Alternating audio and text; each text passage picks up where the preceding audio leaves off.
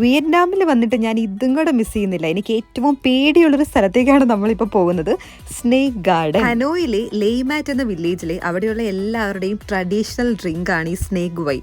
ആദ്യം കുറച്ച് പേടിയുണ്ടായിരുന്നു കുടിക്കാൻ, പിന്നെ ധൈര്യം സംഭരിച്ച് ഞാൻ ഈ വൈൻ കുടിച്ചു. ഞാനിപ്പോൾ കുടിച്ചത് കോബ്ര വൈൻ ആണ് കേട്ടോ.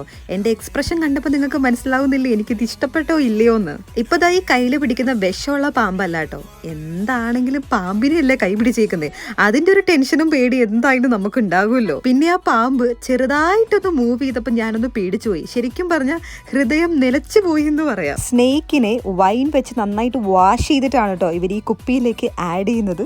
കണ്ടിട്ടാരും പേടിക്കേണ്ട, ജീവനുള്ള പാമ്പിനെ അല്ലാട്ടോ ഞാൻ ഈ കയ്യിൽ പിടിച്ചേക്കുന്നത്. പക്ഷെ 2 വർഷം പഴക്കമുള്ളൊരു പാമ്പ് കൂടിയാണ് ഇപ്പം ഞാൻ ഈ ടാറ്റ കാണിക്കുന്നത്. ജീവനുള്ള നല്ല ഒറിജിനൽ പാമ്പാണ്. അതൊന്ന് കൊത്താൻ വന്നപ്പം ഞാൻ ചെറുതായിട്ട് പേടിച്ചു പോയി. വിയറ്റ്നാമിൽ വരാൻ പ്ലാൻ ചെയ്യുന്ന ആരെങ്കിലും ഉണ്ടെങ്കിൽ മസ്റ്റായിട്ട് വിസിറ്റ് ചെയ്യേണ്ട ഒരു പ്ലേസാണ് സ്നേക്ക് ഗാർഡൻ. എനിക്കിത് ലൈഫിൽ ഒരിക്കലും മറക്കാൻ പറ്റാത്തൊരു എക്സ്പീരിയൻസ് ആയിരുന്നു.